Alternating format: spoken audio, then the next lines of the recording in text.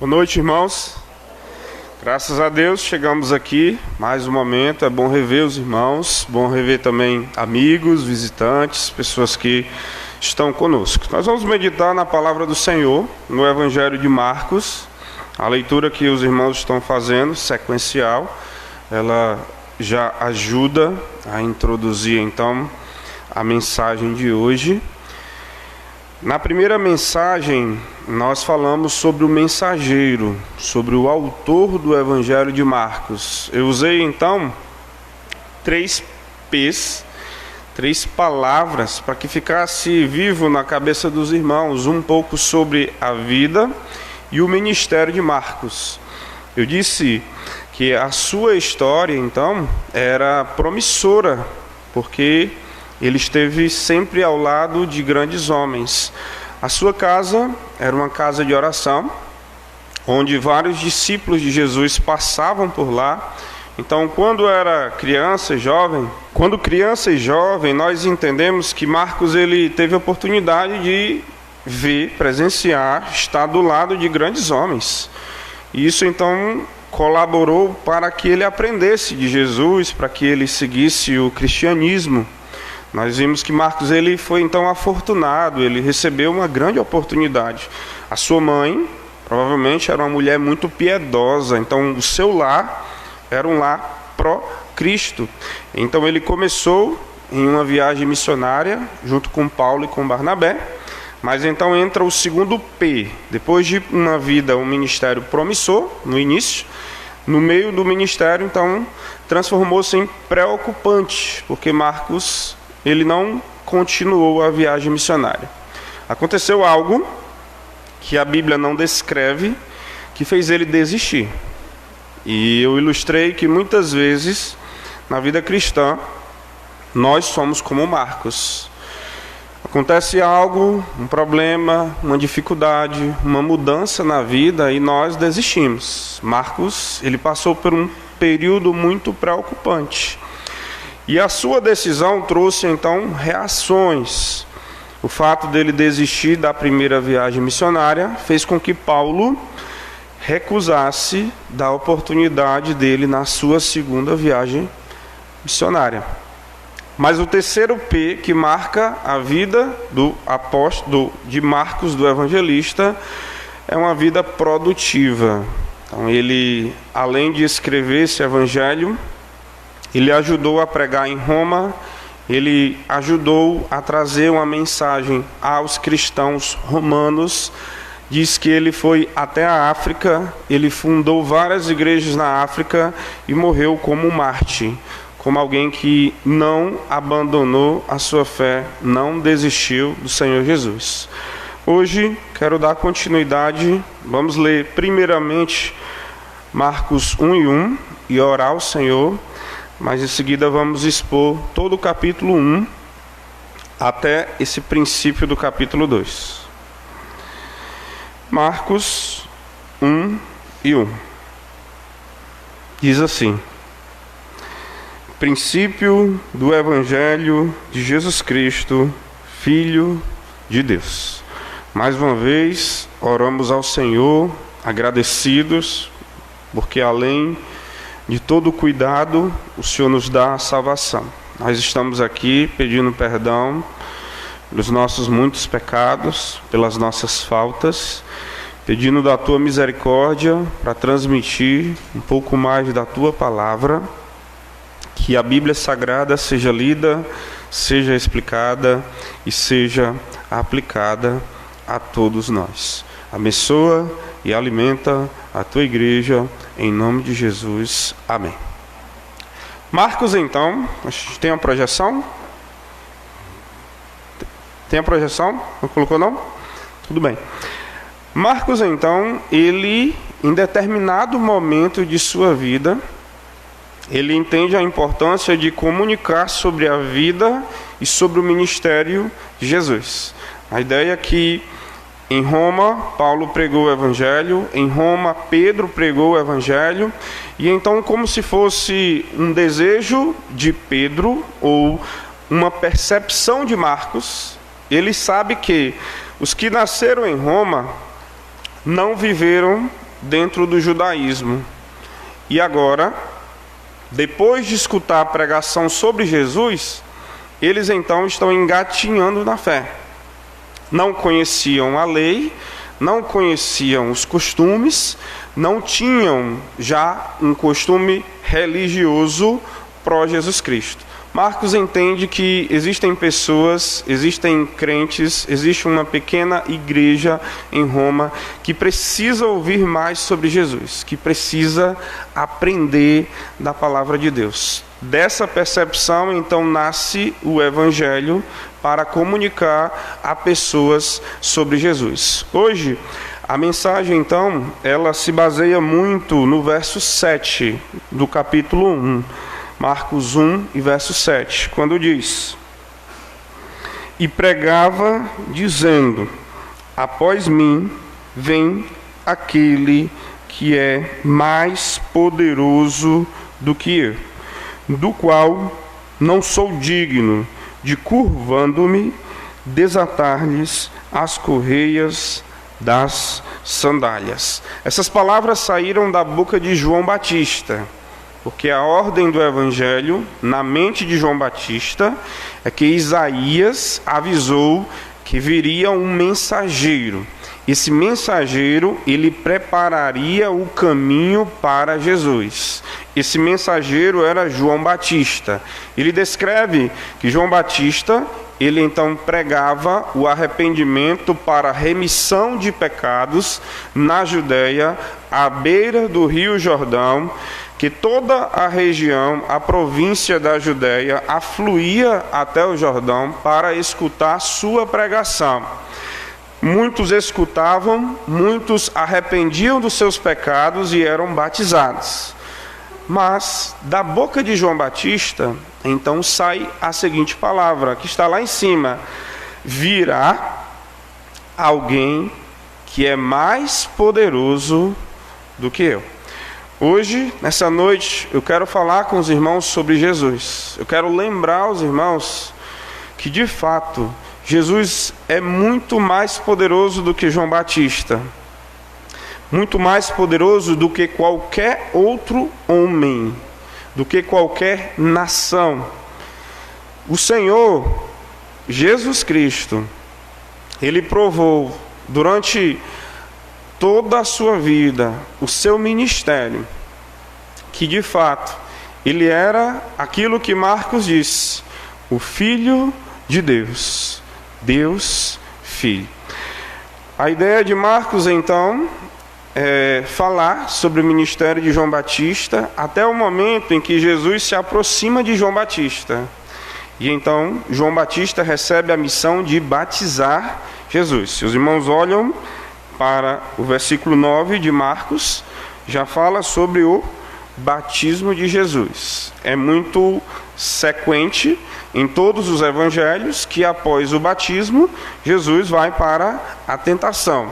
40 dias ele está sendo tentado até então ser aprovado e iniciar o ministério de pregação. Nós vamos falar muito sobre isso, que embora nós ficamos encantados ou admirados com poderes, com o sobrenatural, com milagres, a pregação de Jesus era o seu maior poder. Jesus então, ele chama discípulos.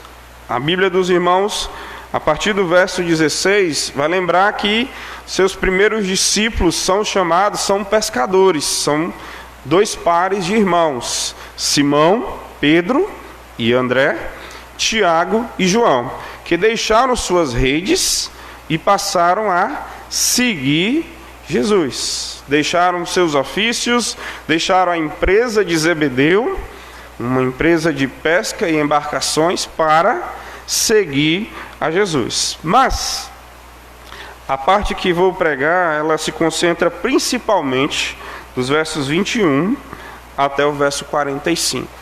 Para facilitar o entendimento, eu quero pegar a afirmação de João Batista, de alguém que é mais poderoso, e mostrar no texto sagrado que Jesus ele realizava pelo menos duas formas diferentes de poder.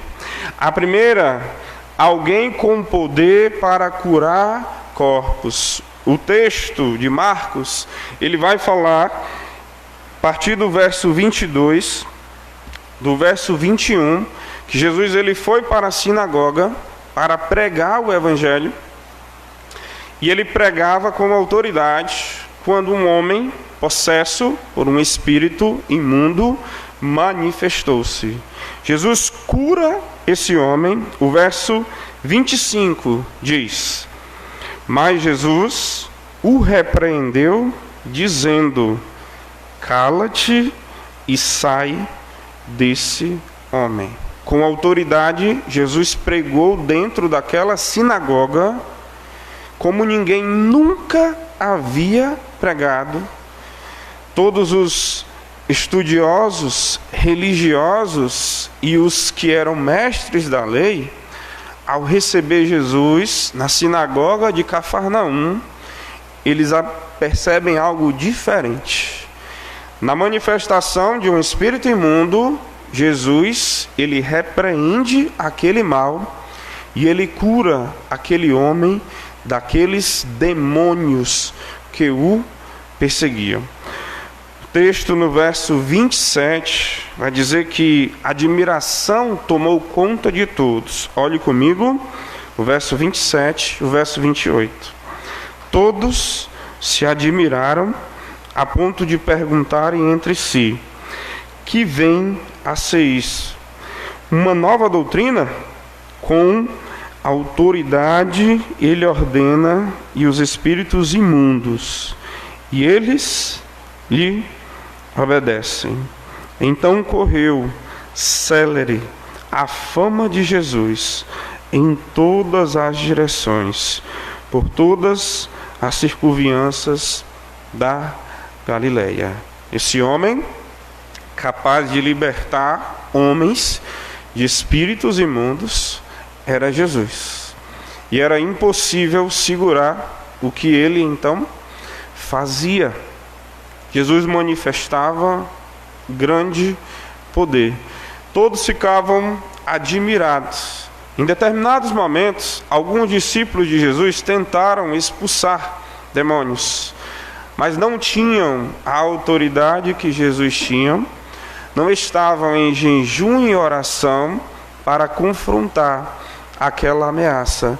Jesus, com grande facilidade, foi reconhecido pelos próprios demônios como sendo Filho de Deus, como sendo Jesus o Salvador.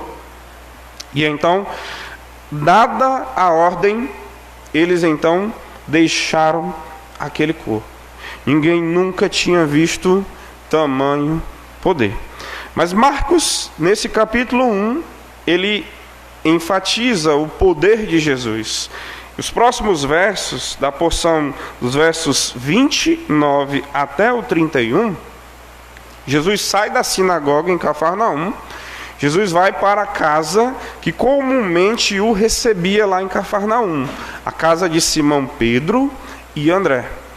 A sogra de Simão estava doente, estava com febre, que nós entendemos que era algo muito sério e algo que poderia levar à morte.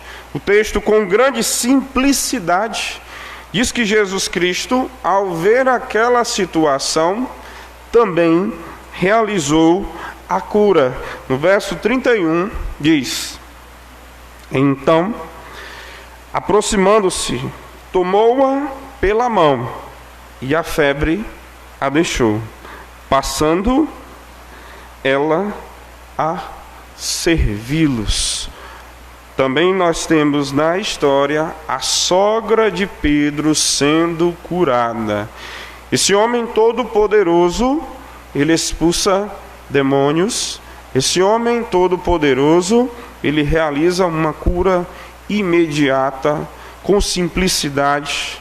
O que está dentro da sua vontade, ele, sem detença, ele realiza. A sogra, os discípulos que estavam com Jesus, as pessoas e familiares, certamente elas entendiam que Jesus Cristo não era um simples homem um homem com uma boa eloquência, um homem com boas ações, com boas vontades, ali um bondoso, alguém fraterno, que queria um bem geral. Mais do que isso, esse homem, ele exalava o poder de Deus. Ele era a expressão exata do ser de Deus, como Hebreus diz, e era natural. Jesus Cristo, então, ao manifestar-se, ao agir, agindo, dar-se a ser conhecido. Jesus, o Filho de Deus. Avançando para os versos 40 a 45, nós temos alguém que dentro da sociedade era alguém rejeitado. Muito comum nós ouvirmos que os leprosos não tinham um bom lugar dentro das sociedades. Normalmente eles viviam marginalizados, viviam em aldeias, em lugares remotos e ermos, distanciados da cidade.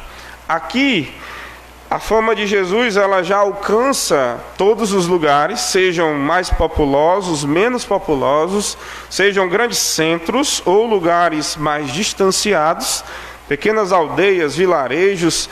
O fato é que um leproso ouve sobre esse nazareno que está na Galileia, em Cafarnaum, operando com grande poder. O texto diz que com simplicidade há um diálogo nos versos 40 e 41.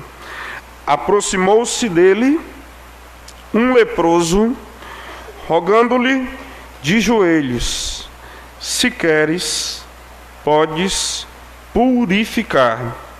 Jesus, profundamente compadecido, estendeu a mão, tocou e disse-lhes: quero, fica limpo. Simplesmente, quero, seja curado da tua lepra. O leproso, que não era mais doente, ele foi orientado a ficar calado, a apresentar o seu sacrifício.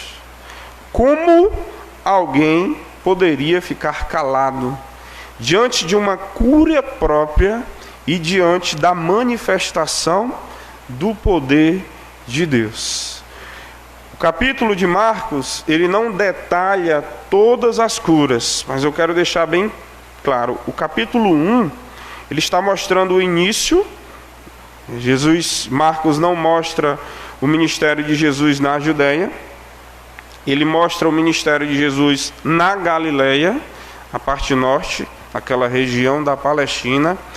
E o ministério mostrando então todo o poder de Jesus.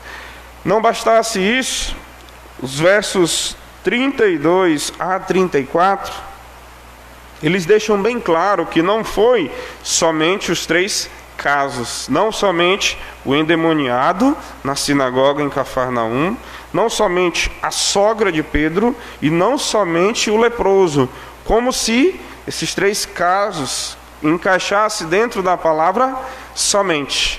Acontece muito, muito mais que não é relatado, que não é descrito. Os versos 32 a 34 dizem: à tarde, ao cair do sol, trouxeram a Jesus todos os enfermos e endemoniados. Toda a cidade estava reunida à porta, e ele curou muitos doentes, de toda sorte de enfermidades. Também expeliu muitos demônios, não lhes permitindo que falassem, porque sabiam quem ele era.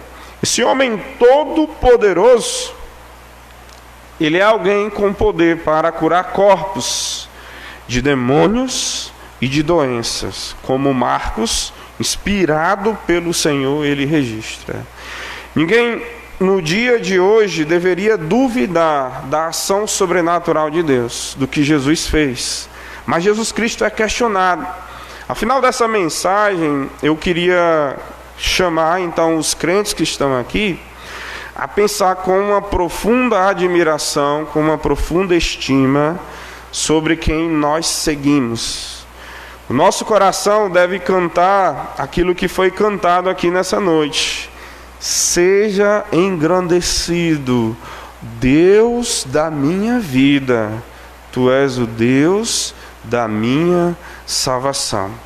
O mundo hoje não crê, o mundo hoje não admira-se quando nós falamos que Jesus Cristo tinha diante de suas mãos o domínio e o poder. Toda a autoridade Deus lhe deu. E era inevitável, como se ele pudesse negar-se a si mesmo, ele manifestar o poder. Nós hoje não podemos olhar com um olhar tão descrente, tão cético, tão desinteressado por Jesus. Nós somos seguidores de Jesus, nós somos seguidores do Deus Todo-Poderoso que se fez carne e habitou entre nós, cheio de glória e de verdade. Alguém que é a manifestação do amor de Deus, alguém que viveu por amor, alguém que ensinou o amor e alguém que nos mostra o verdadeiro amor. Mas William Barclay, ele vai sempre nos lembrar, as curas, elas não eram o fim. As curas eram apenas o meio pelo qual Deus decidiu apontar para o bem maior, para a salvação de nossas almas. Um momento mais especial neste segundo ponto que eu quero lembrar aos crentes que estão aqui, se porventura alguém não deposita sua fé no Senhor Jesus ainda, é que esse alguém mais poderoso, ele tem poder para salvar almas. Que embora a nossa mente limitada e humana, nós pensamos que se formos curados de uma doença, isso seria talvez o maior bem para a nossa vida. Nós esquecemos, nós fracassamos, quando a nossa mente não reconhece que nós estávamos perdidos e nós fomos achados. Que alguém, o que Jesus um dia disse, segue-me. E como a música também disse, quantas vezes eu te chamei e tu quebrastes a minha lei. Mas Jesus diz, mais fiador, eu estou cobrindo a tua dívida. Eu fiquei. Segue-me, vem, segue-me. Os irmãos lembram das palavras de Mateus 16, quando Jesus falava sobre o caminho, o difícil caminho que era seguir Jesus. Ele disse que quem quiser perder a sua vida, quem quiser ganhar a sua vida, vai perder. Mas quem quiser perder a sua vida, vai ganhar. E o que Jesus virou para os discípulos e disse é de que adianta o homem ganhar o mundo inteiro e perder a sua alma. Que bem pode ser trocado? A riqueza, o sucesso, o conforto, um status, uma fama, nada disso tem valor diante da alma. Alma cansada, vem já. Essa alma de um coração atribulado, que Jesus diz, vem. Jesus, ele mostra para que ele veio. E isso está registrado em Marcos, capítulo 1, ainda, versos 14 e 15, diz: depois de João ter sido preso, foi Jesus para a Galileia pregando o Evangelho de Deus. Jesus pregando o Evangelho de Deus. Verso 15, dizendo: o tempo está cumprido e o reino de Deus está próximo. Arrependei-vos e crede no Evangelho. Novamente, a palavra que sai da boca de Jesus é o Evangelho, é a mensagem de boa nova de que o homem estava apartado de Deus porque escolheu o pecado e viver para o pecado, viver para a sua própria vontade. Mas a mensagem do Evangelho diz que Deus, sendo misericordioso e por causa do seu grande amor, nos deu vida juntamente com Cristo. É a mensagem que diz que Deus prova o seu próprio amor pelo fato de ter Cristo morrido por nós, sendo nós ainda pecadores. Foi isso que Jesus Cristo veio anunciar. E para toda a região onde Jesus ele caminhava, onde ele viajava, ele levava essa mensagem do Evangelho, que basicamente dizia: eu não vim para curar todos os doentes, eu vim para salvar os perdidos.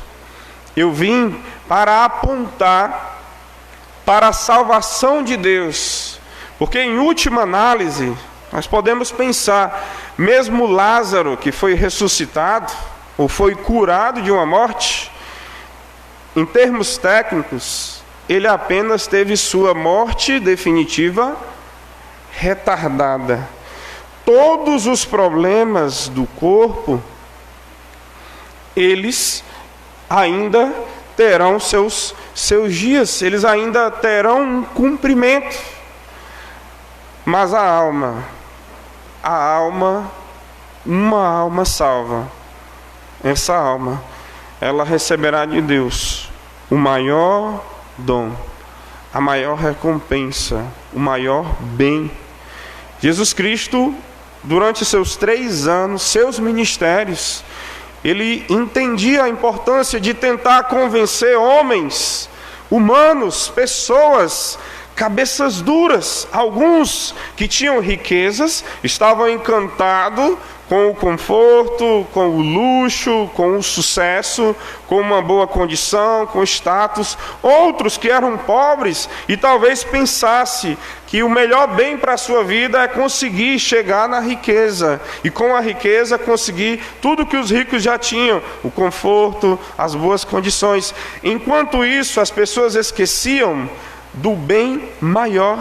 Enquanto isso, as pessoas esqueciam da realidade eterna, da culpa que estava sobre cada um e da justiça que Deus aplica, conforme Romanos, que Deus imputa, que Deus declara um pecador como justo.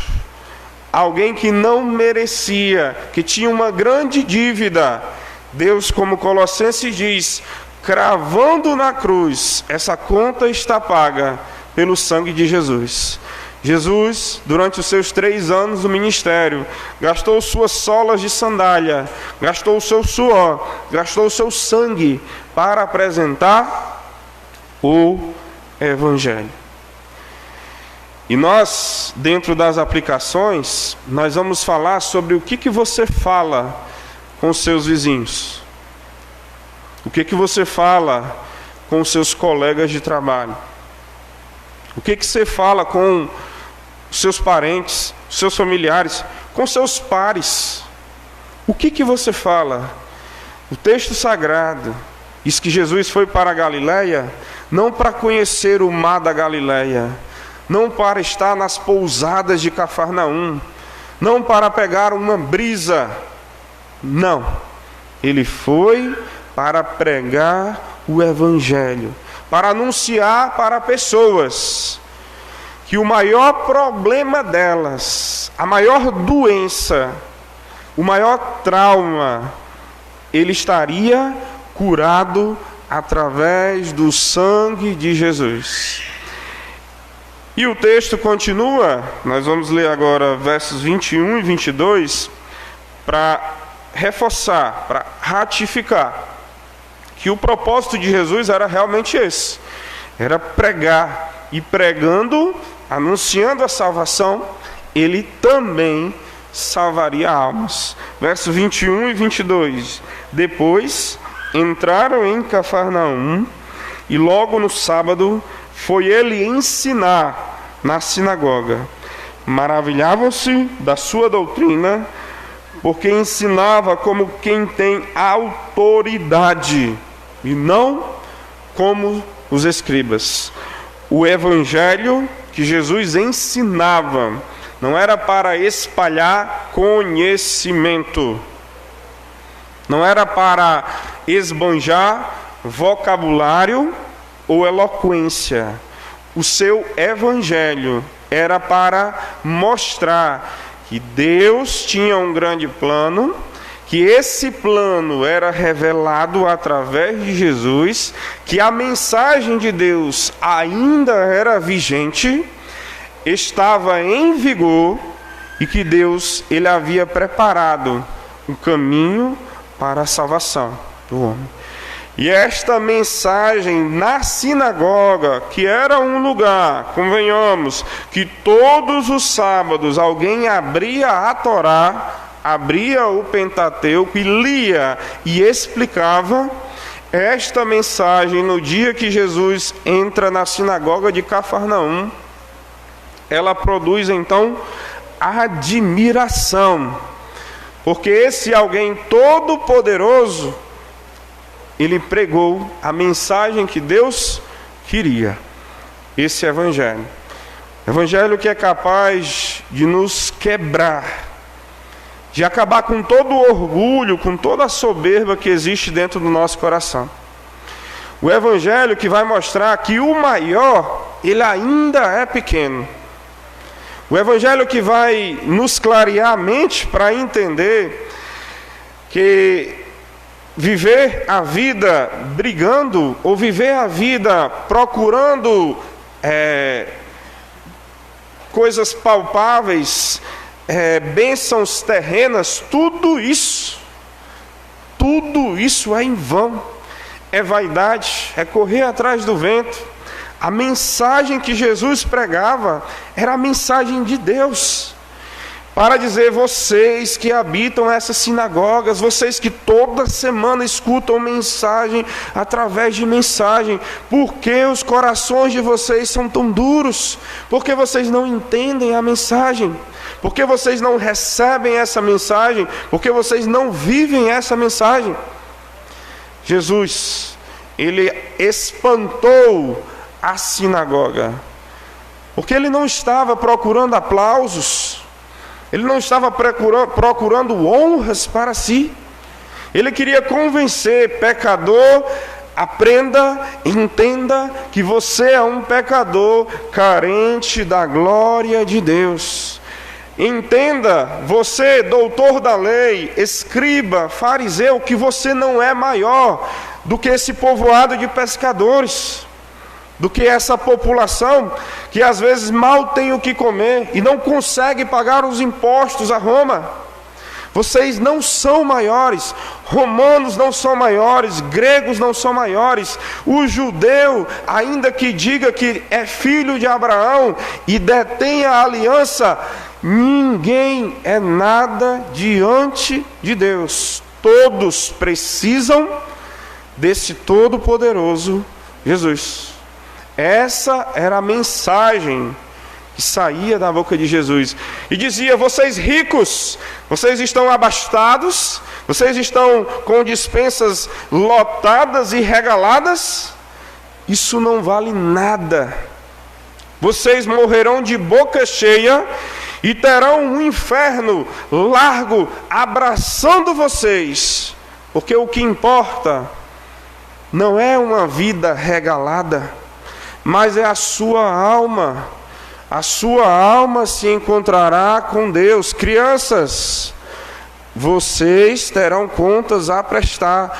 Adultos, idosos, todos aqui, homens e mulheres. Por mais que desejamos, como eu desejo, recuperar, restaurar, reformar os meus bens, adquirir novas conquistas, ter uma condição melhor, tudo isso é nada, é sopro, é vaidade, é enfado. Isso não é viver com sabedoria. a nossa alma, a alma dos nossos filhos, a alma dos nossos netos, a alma dos nossos pais, a alma dos nossos irmãos, sim, em oração, em pregação, para buscá-los, para apresentar o mesmo evangelho que Jesus pregou. E um dia, pode ser que as pessoas entendam e escutem e recebam com autoridade. Ontem, no Ministério Infantil, que é quinzenal, na Congregação Moriá, eu falei para as crianças um pouco da minha trajetória. E eu disse, com 8 anos, passei a ir para a igreja. E todo final de semana estava na igreja. E escutava um grande pregador. E escutava professores, OANCE, escola dominical, cultos. Escutava, com 8 anos. Mas na minha cabeça, crianças, o que eu queria, e na época tinha muito, eram os passeios. Eu ia para muitos passeios. Tinha muito. Como uma criança pobre, que tinha dificuldade até de se vestir, era vestida e calçada por tios, por familiares. Então, para mim, a igreja era ótima. Eu ia para a piscina, eu ia para a praia, ia para sítio. Não vamos abandonar a igreja jamais. Com 9 anos, o Vitor continuava, pegava um ônibus, a dona Fátima olhava a gente, Victor e Paulo Henrique pegavam um ônibus para descer na Nereu Ramos, Igreja Batista Regular Emanuel. Estavam sós, era uma época que era tranquilo, né? Deixar uma criança ir de ônibus sozinho até um outro ponto. Íamos para lá, cantávamos, fazíamos parte do coral. Eu fiz aulas de música, não aprendi nenhum instrumento, não consegui, tentei, até flauta, não consegui. Mas com 10 anos, e violão também não deu certo, Jonatas. Com 10 anos, na mesma rotina, o mesmo pregador, basicamente com a mesma palavra, essa palavra entrou no ouvido e ela não saiu.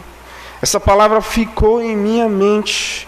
Finalmente, o Evangelho, como escamas saindo dos meus olhos, eu disse, eu escuto essa mensagem há 3 anos, mas só agora eu estou entendendo.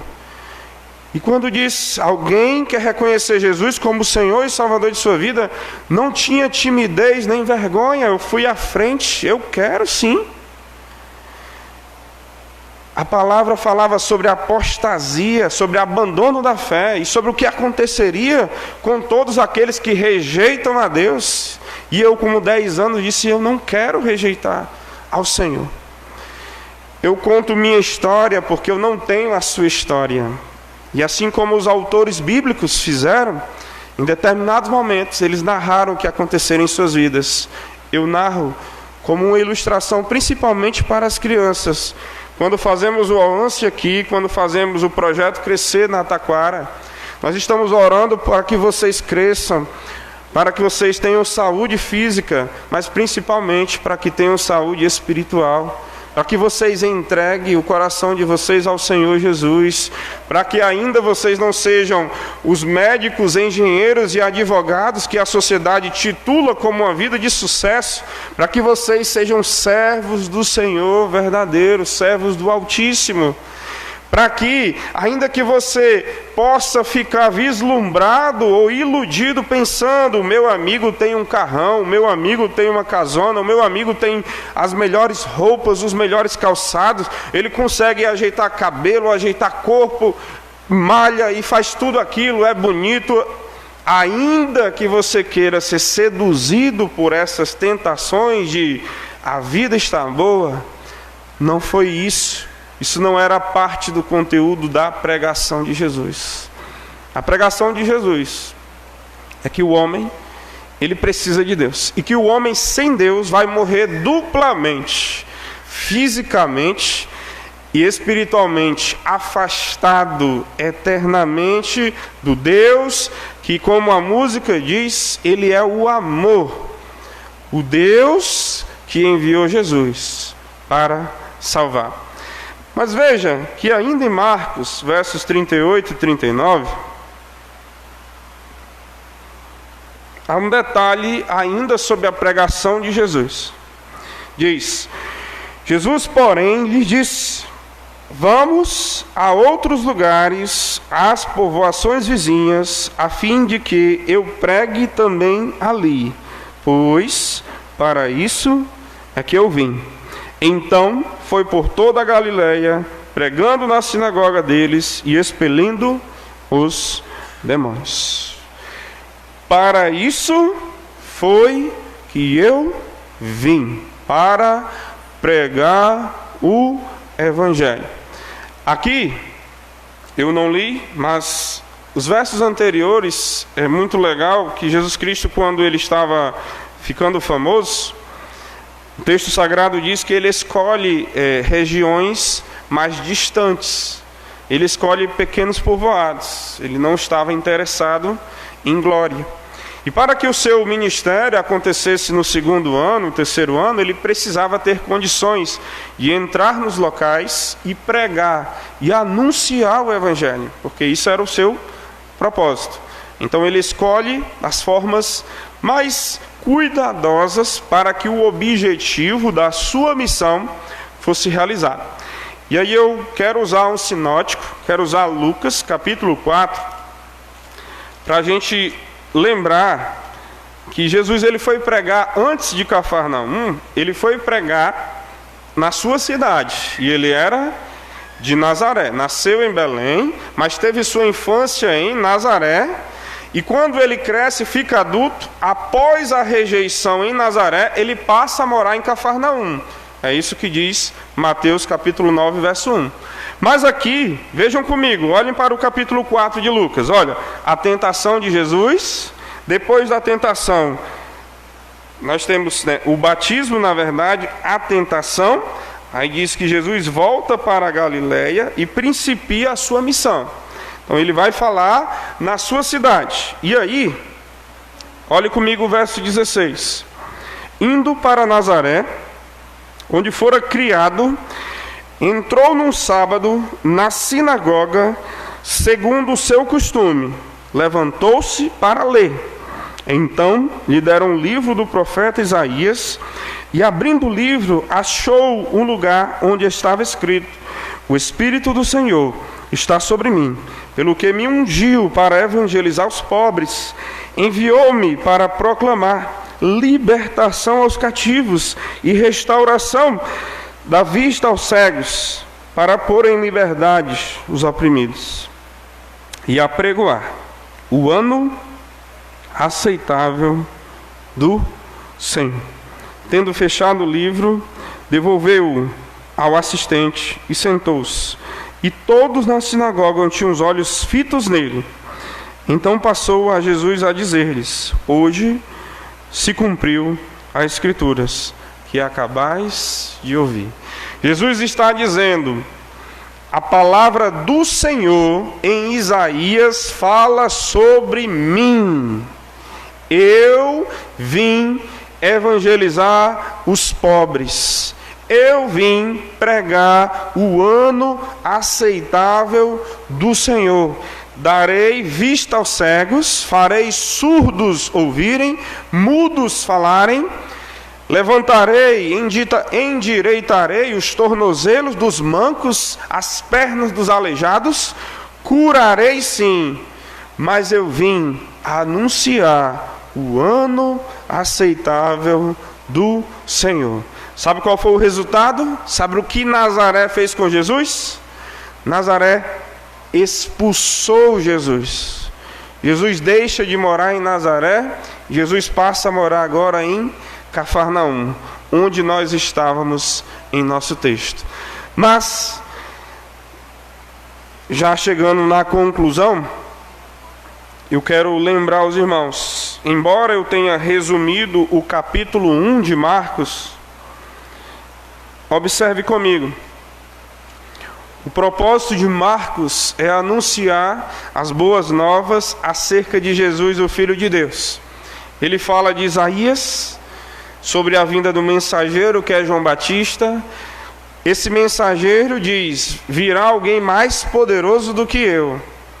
Esse alguém vem, é batizado, João Batista batiza Jesus, Jesus é tentado, Jesus então, ele convida discípulos para o seguir, e a partir desse momento, ele passa a se dirigir em cidade e em cidade, pregando o evangelho que nós anunciamos aqui. Depois, a cada cidade é inevitável um milagre, é inevitável uma cura, seja de espíritos endemoniados, expulsos, sejam de, como o nosso texto diz, uma senhora enferma no leito de morte, seja um leproso ou qualquer outra sorte. Por mais que nossa mente humana, por mais que nossos olhos falíveis, eles tentem pensar, o que é mais importante no capítulo 1 são as curas de Jesus. Hoje, meu propósito era dizer exatamente o oposto. Era dizer, crentes no Senhor Jesus, se não existir gratidão no seu coração, se você não tiver alegria, se você tiver amargura, mágoa dentro do seu coração, as coisas terrenas estão suplantando o bem maior e eterno, que é a salvação, que era o propósito da vinda de Jesus. Tem algo errado em sua vida. Nossa vida será cheia de problemas, em todos os momentos, em todas as áreas, em todos os lugares. Se você aí tem um problema e você diz, tem outro que tem problema, fique alegre, eu também tenho problema. Todos nós temos problemas, vários problemas. Mas, irmãos, quando Marcos ele manda essa mensagem para os romanos, ele quer que os romanos recebam essa mensagem, e os romanos estão em uma saia justa, porque era uma nação que imperava, que governava o mundo todo. Então, ser um cidadão romano e dentro da capital romana poderia esbanjar algum tipo de prestígio. Mas agora as pessoas estão deixando tudo para seguir a Jesus. O próprio Marcos, que é o evangelista que apresenta essa mensagem, foi morto como Marte pela mensagem de Cristo.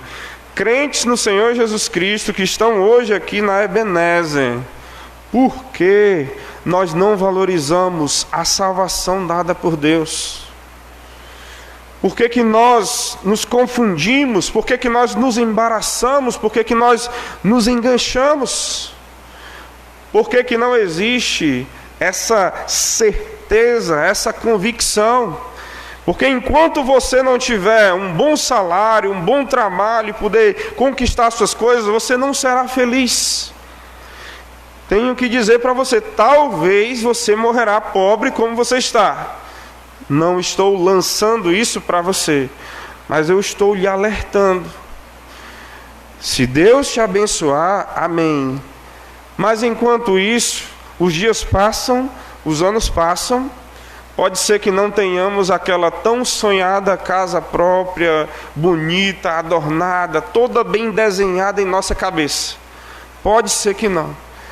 Mas a cura das nossas almas é disparado até o final das nossas vidas. A maior bênção que Deus nos dá. Nós que teremos 10, 20, 30, 40 anos de cristianismo para viver pela frente, nós deveríamos pensar, somos forasteiros aqui, em terra estranha estamos, somos do reino lá do céu. A nossa vida é muito rápida, é muito passageira. Os 3 anos de Jesus foram intensos, intensos de evangelismo, intensos de evangelização, intensos tentando abrir os olhos das pessoas.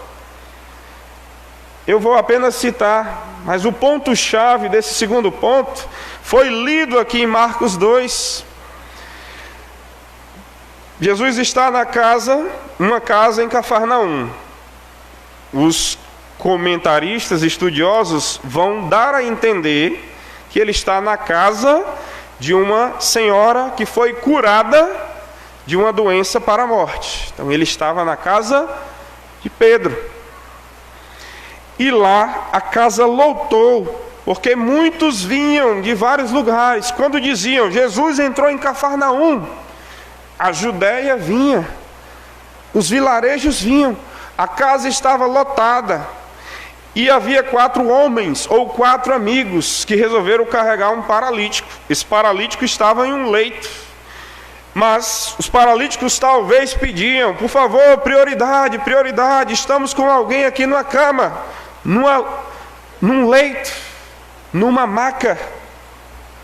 Não houve prioridade para eles.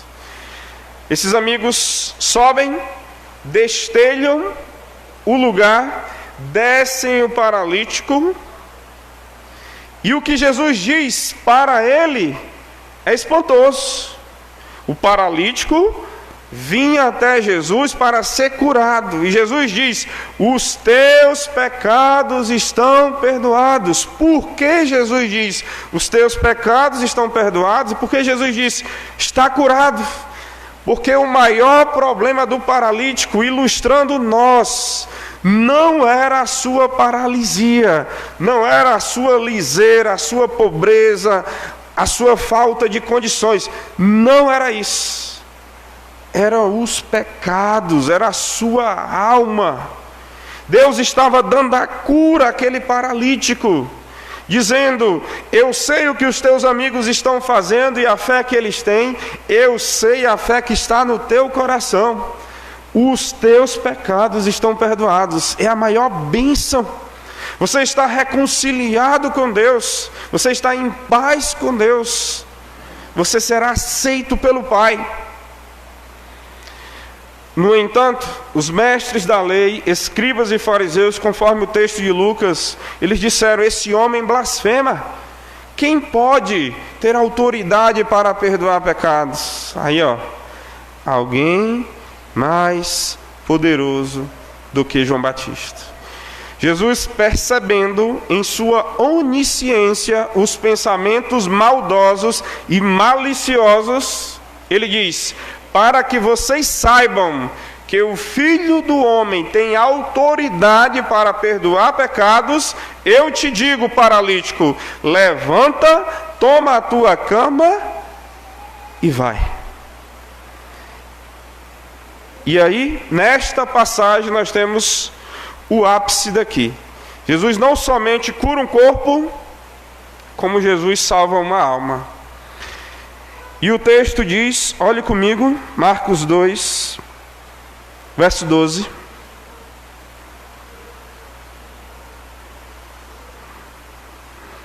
Então ele se levantou, e no mesmo instante, tomando o leito, retirou-se à vista de todos, a ponto de se admirarem todos e darem glória a Deus, dizendo: jamais, dizendo o quê?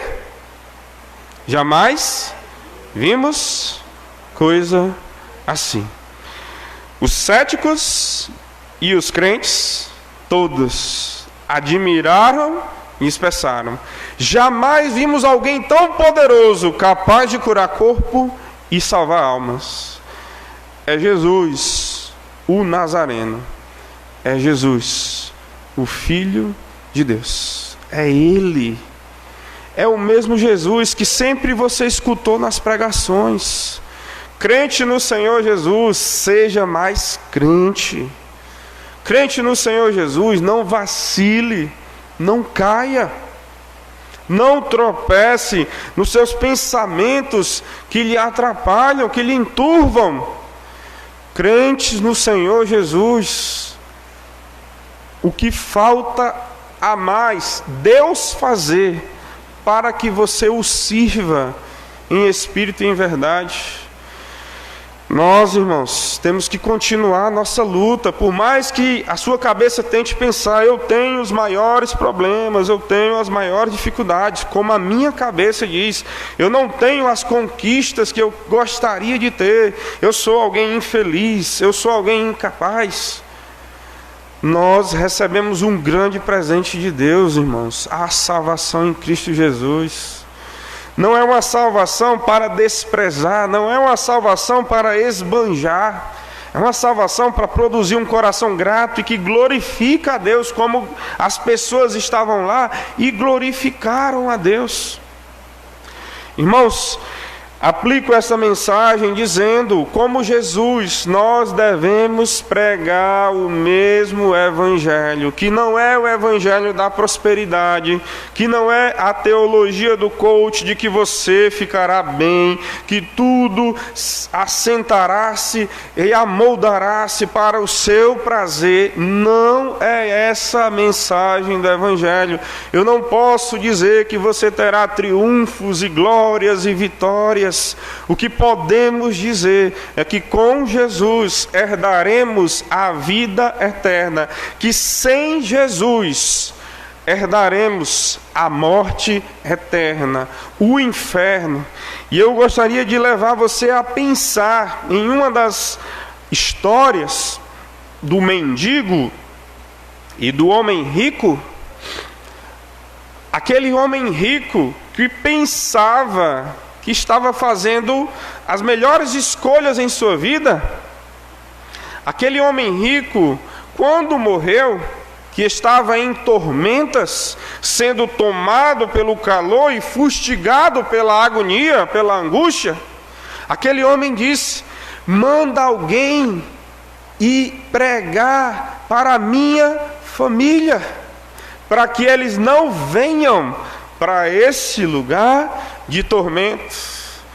E hoje eu quero dizer para vocês, enquanto estamos vivos, temos a mensagem de Cristo, temos o mesmo evangelho, que é o dínamos, que é o poder de Deus para a salvação de todo o que crê, quer seja gentil, quer seja grego, quer seja bárbaro, quer seja judeu, de todos os homens. Como Jesus, a nossa mente sempre tem que pensar, evangelizar os ambientes que vamos participar. A mensagem, por mais repetitiva que pareça, esta mensagem, em algum momento, ela pode entrar na cabeça de quem lhe ouve. Como eu disse para os irmãos, que apenas depois de 3 anos entrou em minha própria cabeça. Como Marcos, irmãos, nós devemos sim saber, e como João Batista, que Jesus era o mais poderoso de todos. E se porventura tem alguém aqui que ainda não serve a Jesus, eu lhe digo, reconheça os seus pecados, arrependa dos seus pecados, confesse os seus pecados e sirva a Jesus. Se algum crente está fraquejando, capenga, em dificuldades, está quase com a placa de falência à porta, meus irmãos, não há uma nova fórmula, não há uma nova receita. Nós precisamos saber o que Deus deu para nós. Nós precisamos fazer com que isso alegre o nosso coração. Nós tenhamos a mesma mensagem. E todas as vezes que o seu coração ele for descontente, ele não tiver contentamento, você vai pecar. Todas as vezes que você murmurar, se queixar do que você não tem, você irá pecar. Mas a nossa salvação é o que nos deveria fazer. Diz a certa música: eu tenho as marcas de quem tinha tudo para viver longe do altar de Deus, longe da graça. Quem me vê assim cantando não sabe o que eu sofri, mas eu atravessei o rio, e o que passou, passou. Fui resgatado das amarras do pecado, e eu não devo nada ao inimigo. Fui coberto e lavado, fui purificado pelo sangue de Jesus. Eu fui perdoado, aleluia. Eu sou livre. É isso que a música diz. Entendendo o Evangelho, é a mensagem de que eu, Vitor, fui perdoado de uma ofensa que eu não conseguiria pagar. O nome do Vitor estava negativado, eu não tinha crédito nenhum, e Deus, ele vem e paga a minha conta por meio da morte de Jesus. Para quem estava negativado, a alegria, eu tenho minha vida novamente, eu tenho meu nome limpo. É isso. Que nós então tenhamos o desejo de estar perto do Senhor. Perto possamos estar, junto aos pés de Jesus. Pois a música diz: pois prazer maior não há que me render e te adorar.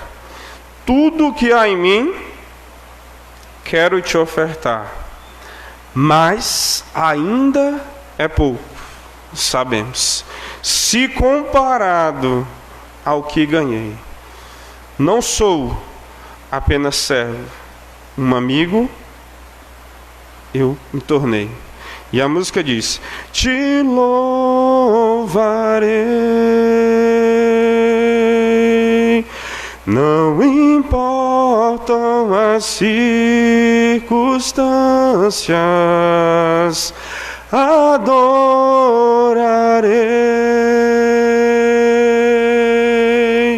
somente a ti, Jesus. Senhor Deus, perdoa os nossos pecados, a dureza do nosso coração, a falta de reverência, os nossos maus pensamentos, que querem nos dizer que não temos nada. Senhor, por Jesus, nós recebemos a Tua graça, da Tua misericórdia, o perdão dos nossos pecados. Senhor, alegra os nossos corações. Senhor, nos faz viver desejosos de estar na casa do Senhor, de ler a palavra, de orar, de ter mais compromisso, de ter mais fidelidade, de ajustar os nossos relacionamentos, de perdoar quem me ofende, de orar por quem me persegue. Senhor, o Evangelho é muito difícil, sim, mas é essa palavra que o Senhor pregou, é essa palavra que o Senhor quer que vivamos. Então nos ajuda, Senhor, a entender que por mais que nós não ganhemos o carro, a casa, as roupas, a conta bancária, o saldo que nós desejamos, nós temos um bem maior, a salvação em Cristo Jesus. Senhor, abençoa o coração de cada crente que está aqui para ter essa alegria de verdade. E Senhor, ajuda para alguém que não segue a Jesus, que está aqui, para que escute a palavra, para que não despreze essa palavra, para que levante seu braço, para que dê um grito e diga: eu quero sim seguir Jesus, eu tenho consciência dos meus pecados e que tenho vivido para mim mesmo, mas eu quero viver para Deus, eu quero renunciar à minha própria vontade. Senhor, que a Tua palavra ela edifique e ela alimente a Tua igreja, e nós possamos viver para a glória do Senhor, em nome de Jesus, amém.